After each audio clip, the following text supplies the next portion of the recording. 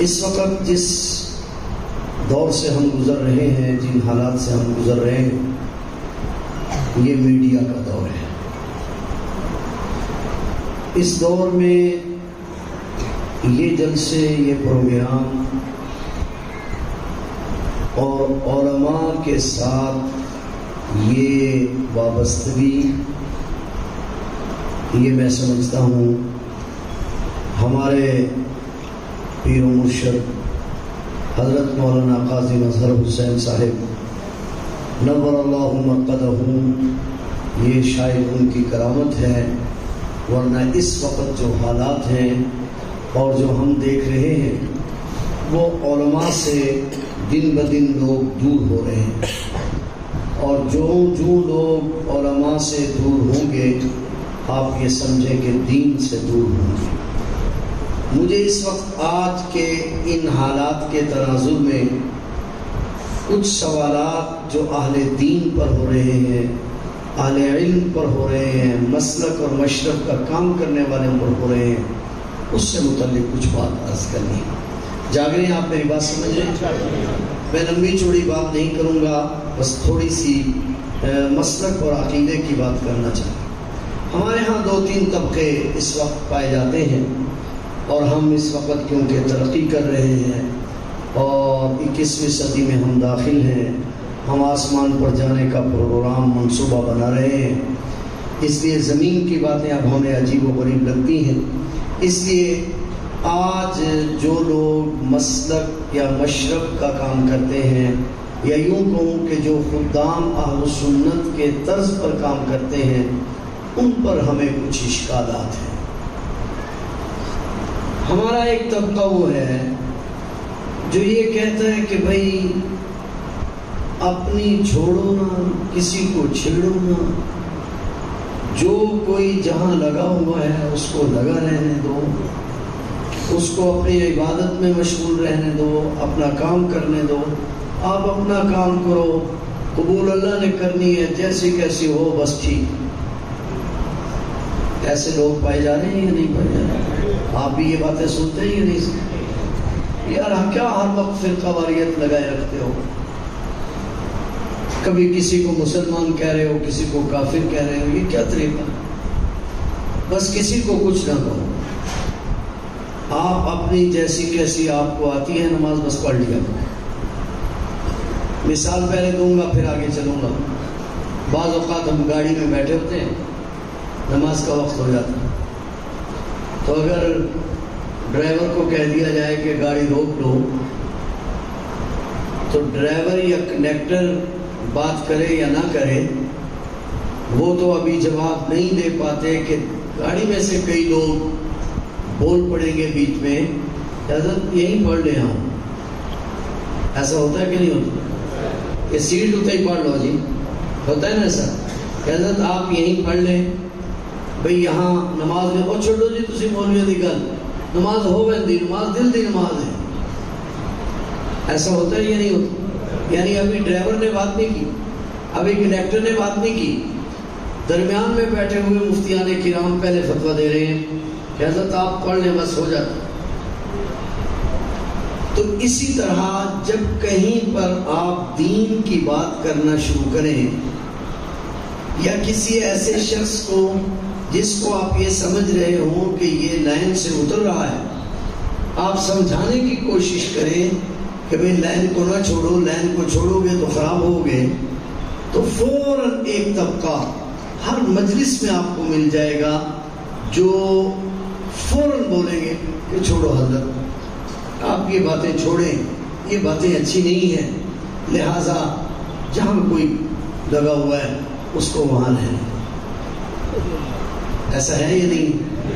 ایک طبقہ تو یہ۔ دوسرا طبقہ اس سے بھی تھوڑا آگے، اس طبقے کا کہنا یہ ہے کہ یہ جو فرقہ واریت ہے یہ سب پھیلی ہوئی ہے مولوی کی وجہ سے۔ ہر مولوی اپنی 1.5 اینٹ کی مسجد علیحدہ بنا کر بیٹھا ہے، لہذا ان مولویوں کو چھوڑو اور خود تحقیق کرو۔ لہذا وہ ایک نیا سبق دے رہے ہیں کہ آپ خود تحقیق کریں، منشا دونوں کا ایک ہی ہے کہ ان علماء کو چھوڑو۔ بس یہ بات میری ذہن میں رکھنا، ہم اپنی گفتگو کا آغاز کریں۔ میری بات سمجھ میں آ رہی؟ سوال میرا سمجھ میں آیا؟ آگے چل کے میں اس پہ کچھ عرض کروں۔ پہلی بات یہ سمجھیں کہ ہمارے نبی اللہ کے آخری نبی اور رسول ہیں۔ حضرت محمد رسول اللہ صلی اللہ علیہ وسلم اللہ کے آخری نبی اور رسول۔ ہمارے نبی پر اترنے والی کتاب اللہ کی آخری کتاب ہے۔ یہ امت آخری امت، اس امت کے بعد کوئی امت نہیں آنی، ہمارے نبی کے بعد کوئی نیا نبی نہیں آنا، اور قرآن کریم کے بعد کوئی اور کتاب نہیں۔ ٹھیک ہے؟ نبی کریم صلی اللہ علیہ وسلم پر اللہ تعالیٰ نے اپنے دین کو مکمل کر دیا اور اعلان کر دیا الیوم اکملت لکم دینکم، آج کے دن ہم نے اپنا دین مکمل کر، واتممت علیکم نعمتی، ہم نے اپنی نعمت کو آپ پر مکمل کر دی، ورضیت لکم الاسلام دینا، ہم نے آپ کے لیے دین اسلام کو پسند کر۔ حضور علیہ السلام پر دین مکمل ہو گیا۔ سچا دین جو آسمانوں سے اترتا تھا وہ حضور علیہ السلام پر مکمل ہوا۔ حضور علیہ السلام نے اپنے عمل کے ذریعے سے، اپنے اقوال کے ذریعے سے اصحاب رسول تک وہ دین پہنچایا اور اصحاب رسول کو وہ دین سمجھا۔ ایک واقعہ سنا کے شاید بات آسان ہو جائے۔ نبی کریم صلی اللہ علیہ وسلم کے صاحبزادے ہیں حضرت ابراہیم، سب سے آخری صاحبزادے ہیں آپ کے، ماریہ قبطیہ کے بدن سے۔ جب ان کا انتقال ہوا تو نبی کریم صلی اللہ علیہ وسلم بہت پریشان تھے۔ کچھ لوگوں نے یہ کہنا شروع کیا کہ نعوذ باللہ آپ ابتر ہیں۔ ابتر کا لفظی ترجمہ ہوتا ہے جس کی نسل باقی نہ رہے، کہ آپ کے بیٹے کا انتقال ہو گیا، اب آپ کی نسل باقی نہیں رہے گی، بس آپ کا نام نشان مٹ جائے۔ تو اللہ جل شانہ نے سورت مبارکہ نازل فرمائی، انا اعطیناک الکوثر۔ پیغمبر آپ سے اولاد ہم نے لے لی اور کوثر عطا کر، فصلی لربک وانحر، آپ نماز پڑھیں اور قربانی کریں۔ ہم نے اولاد لے لی اور دیا کیا بدلے میں؟ سارے بولیں کیا دیا بدلے میں؟ کوثر کسے کہتے ہیں؟ میں نے پہلے بھی کئی جگہ مسئلہ بیان کیا ہے۔ کوثر کے ہیں 70 معنی۔ ایک کوثر کا معنی ہے جماعت صحابہ رضوان اللہ تعالیٰ، کہ پیغمبر ہم نے اولاد لے لی اور جماعت صحابہ دے دی۔ آپ سے اولاد لے کے آپ کو جماعت صحابہ عطا کر دی۔ اب آپ کا کام کیا ہے؟ فصلی لربک وانحر، آپ نماز پڑھیے، قربانی کیجئے۔ ان شانیہ کا هو الابتر، لفظی معنی تو ہے آپ کا دشمن ہی بے نام و نشان ہو جائے گا، اور میں ترجمہ یہ کر رہا ہوں، مفہوم بیان کر رہا ہوں۔ انا اعطیناک الکوثر، پیغمبر ہم نے اولاد لے لی اور کوثر جماعت صحابہ دے دی، آپ نماز روزہ کریں۔ ان شانیہ کا هو الابتر، اب دشمن جانے اور ہم جانے، دیکھیں گے دشمن کا نام و نشان مٹے گا یا آپ کا نام و نشان مٹے گا۔ بات سمجھ میں آ رہی؟ ان شانیہ کا هو الابتر، اب دشمن ہی بے نام و نشان ہو جائے گا۔ چنانچہ دشمن بے نام و نشان ہو گیا، حضور کا نام آج بھی، بولو حضور کا نام آج بھی زندہ ہے، حضور کا نام آج بھی۔ ذرا غور فرمائیے بات پر، میں اس طرف جانا چاہتا ہوں۔ دین نبی پاک صلی اللہ علیہ وسلم پر مکمل حضور علیہ السلام پر جو ہی دین مکمل ہوا تو جماعت صحابہ بھی مکمل ہوئی۔ ہمارے نبی سے پہلے دین اکٹھا اترتا تھا۔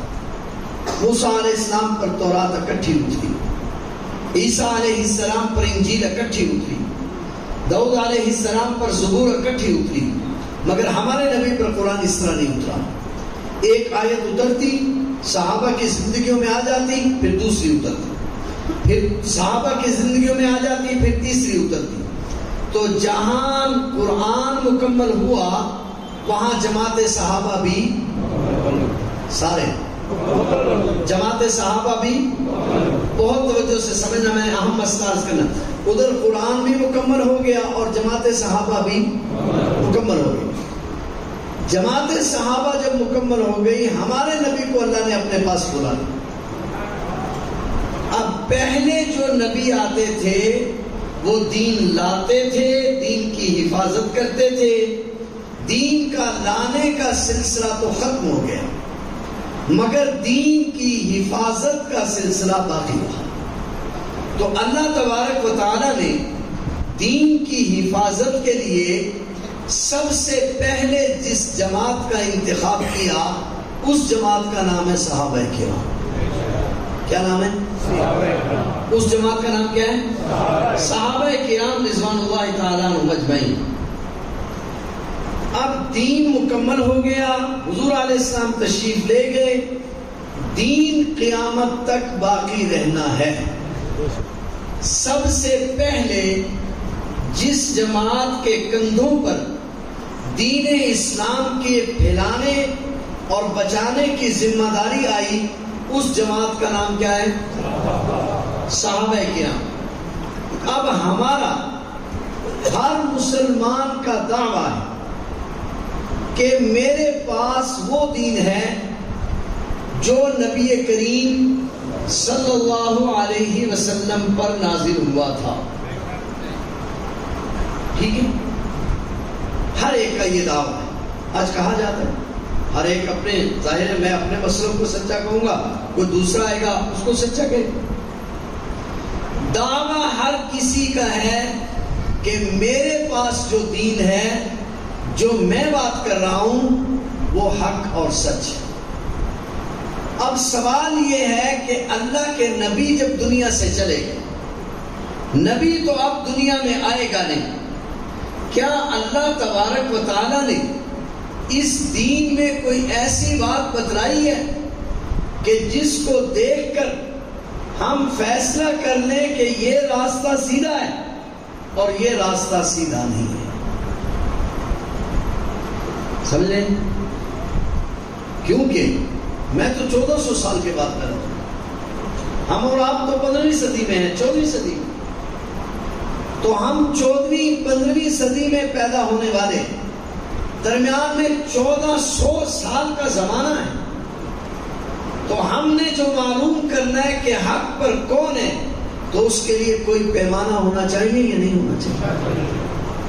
اب ایک صورت یہ تھی کہ اللہ جل شانہ قرآن کریم کو پیمانہ بناتے، اور بلا شبہ قرآن سیدھا راستہ ہے، حدیث رسول کو پیمانہ بنایا جاتا، بلا شبہ وہ سیدھا راستہ ہے، لیکن قرآن کریم کو پڑھنے سمجھنے کے لیے بھی تو پھر دماغ چاہیے تھا یا نہیں چاہیے تھا؟ کوئی معیار چاہیے تھا یا نہیں چاہیے تھا؟ اللہ تبارک و تعالیٰ نے انسانیت کو قیامت تک بچانے کے لیے اہدنا الصراط المستقیم طلب کرنے کا حکم دیا کہ مجھ سے صراط مستقیم مانگو۔ ہم نے مانگا، یا اللہ ہمیں سیدھے راستے پر چلا۔ اب سوال یہ تھا کہ سیدھا راستہ کون سا ہے؟ قرآن کا راستہ، حدیث کا راستہ، کس کا راستہ؟ آگے اللہ تعالیٰ نے عجیب طرز اختیار کیا، صراط الذین، جی سارے بولیں گے، اللہ تعالیٰ نے کتاب کا نام نہیں، اللہ نے ایک اصول بیان کیا کہ راستے پر چلنا ہے تم راستے کو دیکھنا اور راستے پر جو لوگ چل رہے ہیں نا، راستے تو بہت سارے ہوں گے، راستے بہت، توجہ، راستے، میں اپنی زبان میں ترجمہ ذرا کیا کرتا ہوں، آسان ہو جاتا ہے، تو سر چلتی سڑک دیکھنا، سڑکیں تو جا رہی ہیں بہت ساری، دیکھنا سڑک بھی ہوگی، سڑک پر لوگ بھی ہوں گے، مگر تم اس سڑک کا انتخاب کرنا جس پر وہ لوگ ہوں انعمت علیہم، کاش آپ کے دوست، مجھے تقریر نہیں آتی، میں مسئلہ سمجھانا چاہ رہا ہوں، سڑکیں کئی ہوں گی، راستے کئی ہوں گے، راستے پہ چلنے والے لوگ بھی ہوں گے، تم ان لوگوں میں سے راستہ تلاش کرنا سڑک سے تمہارے لیے مشکل ہوگا، تم چلنے والے لوگوں کو دیکھنا جس سڑک پر وہ لوگ جا رہے ہو انعمت علیہم، جن پر اللہ کا انعام ہوا ہے، لہذا اس راستے پر تم جاؤ۔ لہذا ہمیں راستے پر چلنے کے لیے راستے کو نہیں، راستے پر چلنے والوں کو دیکھنا ہے۔ جی، راستے کو نہیں، یہ سبق ہے، میں تقریر نہیں کر رہا، ہمیں راستے کو نہیں، راستے پر چلنے والوں کو دیکھنا ہے۔ راستے پر چلنے والے کون ہیں؟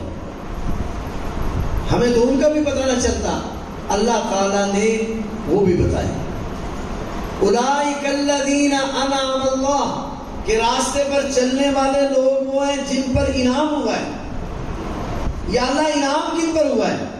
انعم اللہ علیہم من النبیین، سب سے پہلے کون ہیں؟ انبیاء علیہ السلام، یا اللہ انبیاء علیہ السلام کا سلسلہ تو ختم ہو گیا، والصدیقین، ان کے بعد کون ہیں؟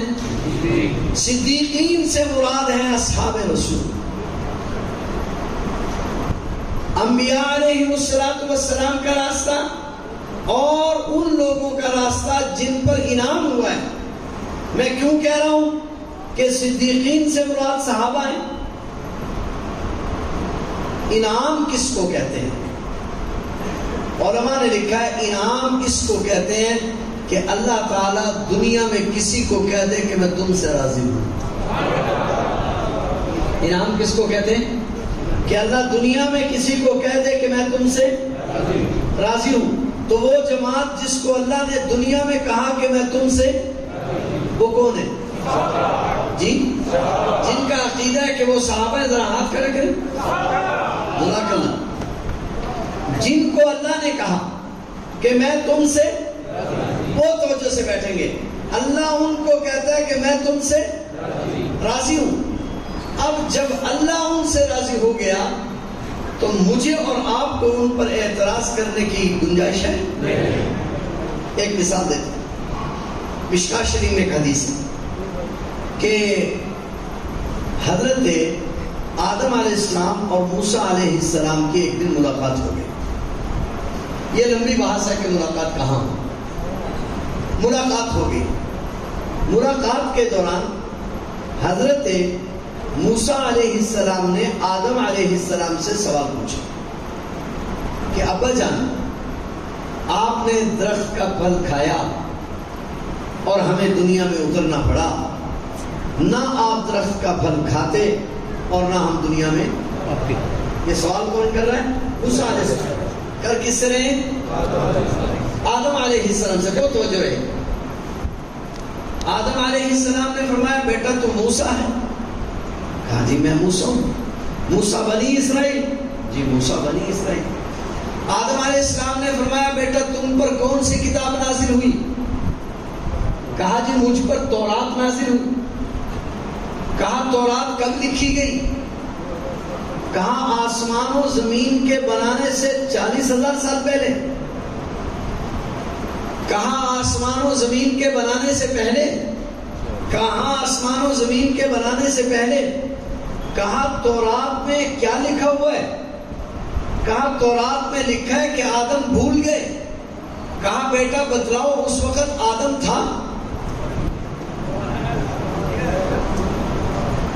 ہے توجہ آپ کی؟ کہا بیٹا یہ بتلاؤ کہ اس وقت آدم تھا؟ کہا کہ نہیں. کہا پھر آدم جو بھول گیا، یہ تو لکھا ہوا تھا کہ آدم بھولے گا، تو آدم تو بھول گیا، تو یہ تو پہلے سے لکھا ہوا تھا، میں کیا کرتا؟ موسیٰ علیہ السلام چپ کر گئے. اب محدثین نے بحث کی کہ عجیب بات ہے کہ جب آدم علیہ السلام نے یہ پھل کھایا تھا تو اس وقت تو کہا ربنا ظلمنا انفسنا وَإِن لَّمْ تَغْفِرْ لَنَا وَتَرْحَمْنَا لَنَكُونَنَّ مِنَ الْخَاسِرِينَ. وہاں تو یوں کہا کہ اللہ مجھ سے غلطی ہو گئی، اور یہاں اب یہ کہنے کی بجائے کہ مجھ سے غلطی ہو گئی تھی، اب آدم علیہ السلام نے کہا کہ فنسی آدم بھول گیا، اس میں میرا کیا قصور ہے؟ محدثین نے بڑی عجیب بات کہا. جناب موسیٰ کا مقام اپنی جگہ، آدم علیہ السلام مسئلہ بتلانا چاہتے ہیں کہ بیٹا میں بڑا ہوں، میں باپ ہوں، مجھ سے ایک خطا ہوئی، اور جس کی خطا ہوئی اس نے مجھے معاف کر دیا. جب اس نے مجھے معاف کر دیا تو تمہیں بات کرنے کا کیا حق ہے کہ تم کس حیثیت سے بات کر رہے ہو جب میرا رب مجھے معاف کر چکا ہے. میں کہنا یہ چاہتا ہوں اصحاب رسول درویش اور طالب علم ہیں، جناب محمد کریم کی درسگاہ کے بندے ہیں اللہ کے. اگر انہوں نے اپنی زندگی میں ان سے کوئی خطا ہو بھی گئی، حضور علیہ السلام کی مجلس میں ہوئی، حضور کے رب نے معاف کر دیا، رضی اللہ عنہم ورضوا عنہم کا اعلان کر دیا، اب بعد میں آنے والے کسی کو کیا حق حاصل ہے کہ وہ ان پر بات کریں؟ بات سمجھ میں آ رہی ہے؟ جب معافی کے بعد جناب موسیٰ کلیم اللہ، آپ کو معلوم ہے کہ خلیل اللہ کے بعد سب سے بلند مقام موسیٰ کلیم اللہ کا ہے، مقام تکلم ہے، حضور کے بعد بلند مقام ان کا ہے.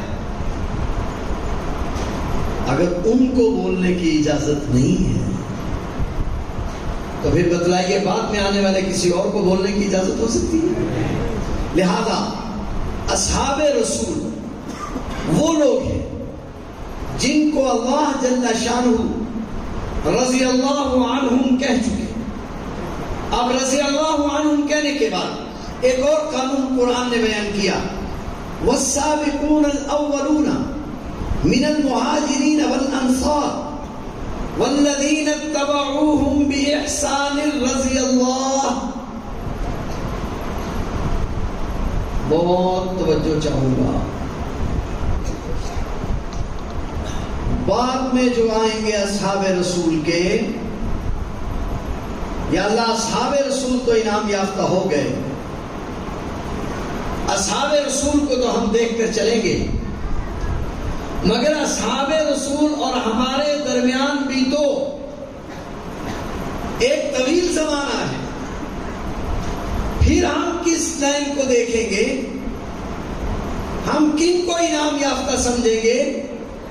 تو قرآن کریم نے کسی کتاب کا نام نہیں لیا، کسی فرد کا نام نہیں لیا، بلکہ قرآن نے عجیب طرز اپنایا، کہا والذین اتبعوہم باحسان. میں توجہ چاہوں گا، امت محمدیہ کے مسلمانوں، میں نے تمہیں کہا لوگوں کو دیکھنا، اس سڑک کو دیکھنا جس پر وہ لوگ چل رہے ہوں جن پر انعام ہوا ہے، اور میرا انعام ہے رضی اللہ. رضی اللہ مل گیا صحابہ کو، صحابہ کے بعد کن کو؟ کہا والذین اتبعوہم باحسان. صحابہ کے بعد اس شخص کو دیکھنا جو صحابی کی اتباع کرے، وہ بھی رضی اللہ ہے. توجہ، رضی اللہ کون ہوگا؟ جو صحابی کی اتباع کرے گا. اگر صحابی کی اتباع نہیں کرتا تو پھر رضی اللہ. تو گویا کہ ہمیں اصول مل گیا کہ راستہ ان لوگوں کا چلنا ہے جن پر انبیاء کے بعد جن کے لیے حکم ہے رضی اللہ, اور رضی اللہ پہلے صحابہ اور صحابہ کے بعد صحابہ کی کامل اتباع کرنے والا. جی تقریر میری ختم ہوئی, اب ہم نے جوڑ لگانا ہے. صحابہ کے بعد صحابہ کی احسان کے ساتھ پوری اتباع کرنے والا. اب صحابہ کرام کی اتباع وہ شخص کرے گا جس کا نظریہ صحابہ کرام کے بارے میں درست ہوگا, یا وہ کرے گا جس کا اپنا نظریہ ہی صحابہ کے بارے میں درست نہیں ہوگا؟ کیا خیال ہے جی؟ ایسا بول رہے ہیں کوئی مسئلہ تو نہیں. صحابہ کرام کی اتباع وہ کرے گا جو اصحاب رسول سے عقیدت رکھے گا.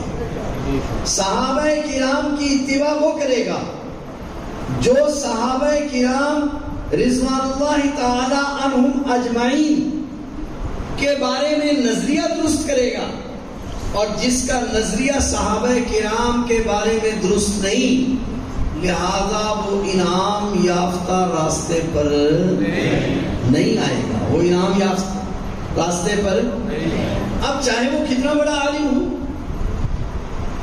بہت توجہ سے میری بات سمجھیں گے.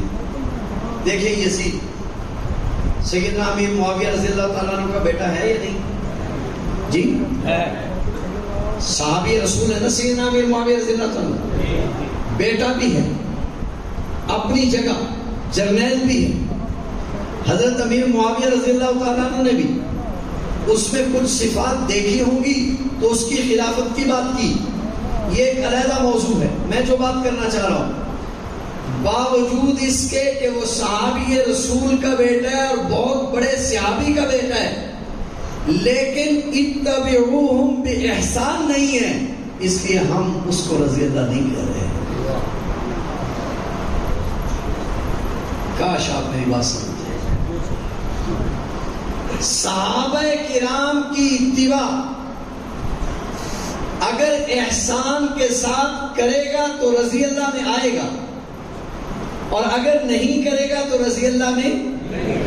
اس کا مطلب یہ نکلا کہ اب ہم نے سب سے پہلے دیکھنا ہے اصحاب رسول کو, پھر اس جماعت کو دیکھنا ہے جو جماعت اصحاب رسول کے طرز پر چلے.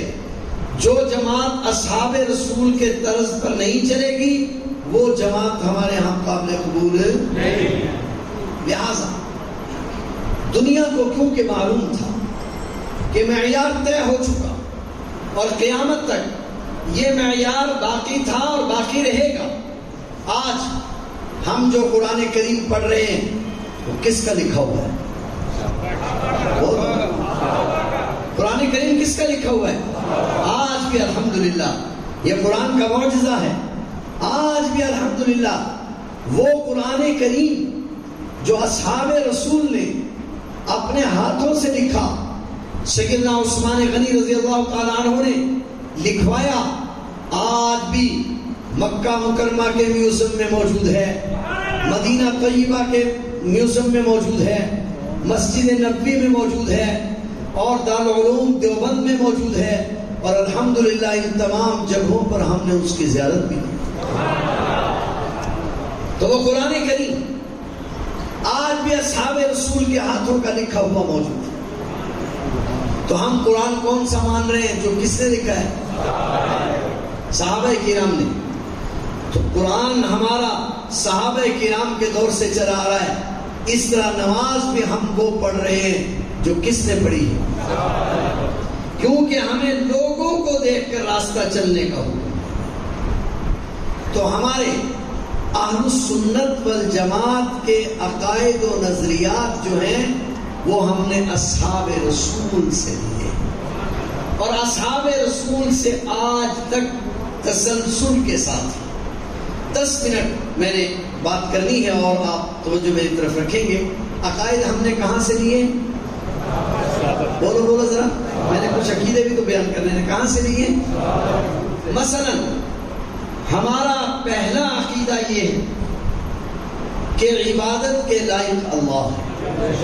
جی ہمارا عقیدہ کیا ہے؟ اللہ وحدہ لا شریک، اور عبادت کے لائق صرف اللہ ہے. ہم 1,24,000 نبیوں کو دیکھتے ہیں تو ہر نبی یہ دعوت دیتا ہے ما لکم من الہ غیر، اللہ کے سوا کوئی معبود نہیں. قرآن گواہ ہے لقد ارسلنا نوحا الى قومی فقال یا قوم اعبدوا اللہ ما لکم من الہ غیر. نوح علیہ السلام نے بھی یہی کہا. وَإِلَىٰ ثَمُودَ أَخَاهُمْ صَالِحًا وَإِلَىٰ مَدْيَنَ أَخَاهُمْ شُعَيْبًا. جس قوم کا آپ تذکرہ اٹھائیں گے، جس نبی کا تذکرہ اٹھائیں گے، ہر نبی نے یہی کہا کہ اللہ کے سوا معبود کوئی نہیں، اللہ کے سوا عبادت کے لائق کوئی نہیں. ہم نبی کریم صلی اللہ علیہ وسلم کی تعلیمات بھی یہی ہیں، اور ہم اہل السنت والجماعت کا عقیدہ بھی یہی ہے کہ اللہ کے سوا عبادت کے لائق. اچھا جن کا یہ عقیدہ ذرا ہاتھ کھڑے کریں. جزاک اللہ. تھوڑا تھوڑا آپ نے میرے ساتھ چلنا ہے. عبادت کس کو کہتے ہیں؟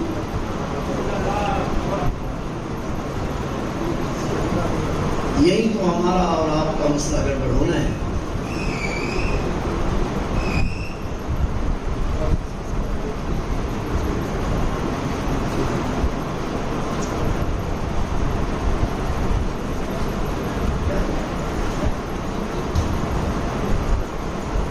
ہمارا پہلا عقیدہ عبادت کے لائق کون ہے؟ عبادت کس کو کہتے ہیں جی؟ کوئی آدمی ہے جو عبادت کا معنی بیان کرے؟ یاد رکھنا میں کیونکہ پہلی کلاس کا طالب علم ہوں، اس لیے پہلی کچی کا، تو اس لیے پہلی کچی سے میرا سبق شروع ہوتا ہے. عبادت کس بیٹھ جائیے، جہاں جگہ ملتی ہے بیٹھ جائیے. میں جان چھوڑوں گا تو قاضی صاحب یہ بات ذہن میں. میں عرض کر رہا تھا عبادت کس کو کہتے ہیں؟ بہت توجہ سے میری بات سمجھیے. کسی کو بڑا سمجھ کر، بہت توجہ، کسی کو اپنے آپ کو چھوٹا سمجھ کر اس کے سامنے عاجزی کا اظہار کر. کسی ذات کو بڑا سمجھ، اپنے آپ کو چھوٹا سمجھ کر اس کے سامنے عاجزی کا اظہار کرنا، اس کو کیا کہتے ہیں؟ یہ ہے 3 قسم. ایک ہے زبان سے اس کی بڑائی بیان کرنا، الحمدللہ رب العالمین الرحمن الرحیم. یہ زبان سے اس کو بڑا کہہ رہا ہے، اپنے آپ کو چھوٹا. ٹھیک ہے. ایک ہے اعضاء سے اس کی بڑائی کا اقرار کرنا، اس کے سامنے ہاتھ باندھ کر کھڑے ہونا، اس کے سامنے رکوع کرنا، اس کے گھر کا طواف کرنا، یہ ہے اعضاء کی عبادت. اور ایک ہے مال کی عبادت، اس کے نام پر قربانی دینا، اس کے نام پر نظر و نیاز دینا. تینوں قسم کی عبادت کے لائق کون ہے؟ یہ عقیدہ ہم نے کہاں سے لیا ہے؟ جناب نبی کریم صلی اللہ علیہ وسلم جب معراج پر تشریف لے گئے تو نبی کریم صلی اللہ علیہ وسلم سے اللہ نے پوچھا محبوب کیا لے کر آئے ہو؟ میں کیا لے کر آتا؟ فرمایا کچھ تو لاتے. یاد رکھنا اللہ کا نبی ساری دنیا سے زیادہ ذہین ہوتا ہے. اللہ کے خزانے میں باقی سب کچھ ہے مگر عاجزی سے پاک ہے. پیغمبر پاک صلی اللہ علیہ وسلم نے وہ تحفہ پیش کیا جو اللہ تعالیٰ کو حاصل نہیں ہے، کیونکہ یہ اس کی شان کے خلاف ہے. کہا التحیات للہ والصلوات والطیبات. زبان کی عبادتیں، اعضاء کی عبادتیں، مال کی عبادتیں کس کے لیے؟ قل ان صلاتی و نسکی و محیای و مماتی للہ رب العالمین لا شریک لہ. تو ہمارا عقیدہ اللہ ایک ہے، اور عبادت کے لائق بھی. ذرا تیز چلتے جائیے، وقت تھوڑا ہے. عبادت کے لائق کون ہے؟ سارے بولو عبادت کے لائق کون ہے؟ کئی بار مسئلہ عرض کیا، وہ عبادت کے لائق کیوں ہے؟ کیونکہ عبادت کے لائق وہ ذات ہوتی ہے جس میں 3 خوبیاں ہوں. نمبر 1، ہر وقت ہر جگہ موجود. ہر وقت ہر جگہ، ہر وقت ہر کسی کی فریاد کو سن سکتا ہو. ہر وقت ہر کسی کی فریاد کو سن کر پورا کرنے پر قادر بھی ہو. تو ہر جگہ موجود کون ہے؟ جی دیکھ لو، پکے رہو گے، پکے رہو گے. ہر جگہ موجود کون ہے؟ ساری کائنات میں اللہ کے بعد سب سے بلند مقام کس کا ہے؟ حضور علیہ السلام کا. ٹھیک ہے، حضور علیہ السلام بھی ہر جگہ موجود نہیں. اگر ہر جگہ موجود ہوتے پھر معراج کا کوئی تصور نہ ہوتا. اگر ہر جگہ موجود ہوتے تو پھر صورتیں مکی اور مدنی نہ ہوتی.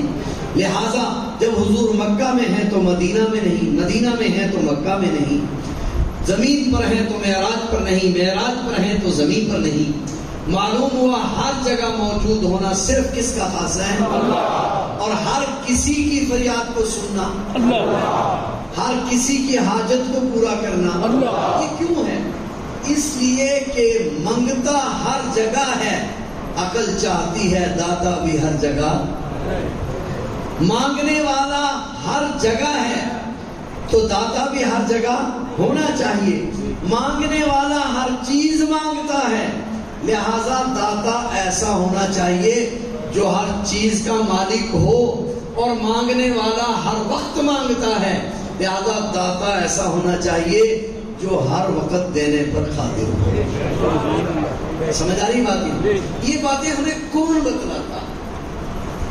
بہت توجہ، میں بہت شاک کر رہا ہوں. یہ باتیں ہمیں کون بتلاتا ہے؟ ہم جو کہہ رہے ہیں عبادت ہمیں کون سکھاتا ہے؟ دیکھیے، بہت توجہ ایک طرف رہے. آپ نے ابھی ظہر کی نماز پڑھی ہے، اس وقت عصر کی نماز کا وقت ہونے والا ہے، پھر آپ عصر پڑھیں گے. پھر عصر سے پہلے سورج غروب ہوگا. سورج غروب ہونے کے وقت میں آپ کوئی نماز پڑھ سکتے ہیں؟ جی. عید والے دن آپ روزہ رکھ سکتے ہیں؟ روزہ عبادت ہے یا نہیں؟ لیکن عید والے دن رکھ سکتے ہیں. نماز عبادت ہے یا نہیں؟ لیکن آپ سورج نکلتے غروب ہوتے وقت پڑھ سکتے ہیں. کیوں؟ بہت وجہ ہے. ہمیں اللہ نے پیدا کیا اپنی عبادت کے لیے، ہم نے کرنی ہے اس کی عبادت. اب عبادت ایک وقت میں وہی کام کرنا عبادت ہے، اور ایک وقت میں وہی کام نہ کرنا عبادت ہے. تو جو آپ کہہ رہے ہیں کہ روزہ عبادت ہے اور عید والے دن آپ کہہ رہے ہیں نماز عبادت ہے، لیکن زوال کے وقت، استوا کے وقت عبادت نہیں. تو یہ ہمیں کون بتلائے گا کہ عبادت کرنی کس طرح ہے اور کون سا کام کس وقت عبادت ہے، کس وقت عبادت نہیں ہے؟ جو ذات یہ بتلائے کہ یوں کر لو، جس ذات کو نمونہ بنا کر بھیجا گیا کہ جب وہ نماز پڑھو، جب رک جائیں رک جاؤ. وما آتاکم الرسول فخذوا وما نہاکم عنہ فانتہوا. جو دے وہ لے لو، جس سے روک دے رک جاؤ. جو ذات وہ بتلاتی ہے اس کو نبوت. کہ عبادت کا طریقہ تو ہم نے سیکھنا ہے، مگر سیکھنا کس سے؟ سیکھنا کس سے؟ نبی پاک صلی اللہ علیہ وسلم. بولیے ذرا، سیکھنا کس سے؟ نبی پاک صلی اللہ علیہ وسلم سے. حضور علیہ السلام نے جس وقت میں عبادت کی ہے اس وقت میں نماز پڑھنا عبادت ہے، جب چھوڑ دی ہے تو اس وقت چھوڑنا عبادت. تو یہ باتیں ہمیں کون بتلاتا ہے؟ اللہ کا نبی بتلاتا ہے. مگر ہم نے تو نبی کو بھی نہیں دیکھا. نبی کریم صلی اللہ علیہ وسلم کو کس نے دیکھا ہے؟ جی سارے بولو. نبی پاک صلی اللہ علیہ وسلم کو کس نے دیکھا ہے؟ صحابہ کرام، نبوت کے گواہ صحابہ، نماز کے گواہ صحابہ، روزہ حج زکات کے گواہ صحابہ، حضور علیہ السلام کے ایک ایک عمل کے گواہ صحابہ. اس لیے ہم نے دیکھنا کس کو ہے؟ صحابہ کرام کو، مگر ہم نے تو صحابہ کو بھی نہیں دیکھا۔ اس کے لیے وہ قانون جو میں نے بیان کیا، جس پر میں نے وقت لگایا، وہ کیا ہے؟ ہم نے دیکھنا ہے اس جماعت کو جو جماعت صحابہ کرام کے زمانے سے لے کر آج تک والذین اتبعوہم بإحسان رضی اللہ، جو کامل اتباع کرنے والی ہے کس کی؟ اصحاب رسول کی۔ میرا دعویٰ ہے 1400 سال کی تاریخ کو پڑھ لیا جائے، اس کو قریض لیا جائے۔ گفتگو میری ختم ہوئی، معیار میں پیش کر کے جا رہا ہوں۔ جس ساتھی کو جو اشکال ہو، میرا نمبر سب کے پاس ہے، پھر زندگی میں ملاقات ہوگی، آپ فون پر معلوم کر سکتے ہیں۔ میں بہت ذمہ داری کے ساتھ دعویٰ کر رہا ہوں کہ وہ جماعت جس نے احسان کے ساتھ اصحاب رسول کا اتباع کیا ہے، وہ جماعت جماعت صحابہ ہے۔ اپنا جماعت اہل السنت والجماعت ہے۔ وہ کون ہے؟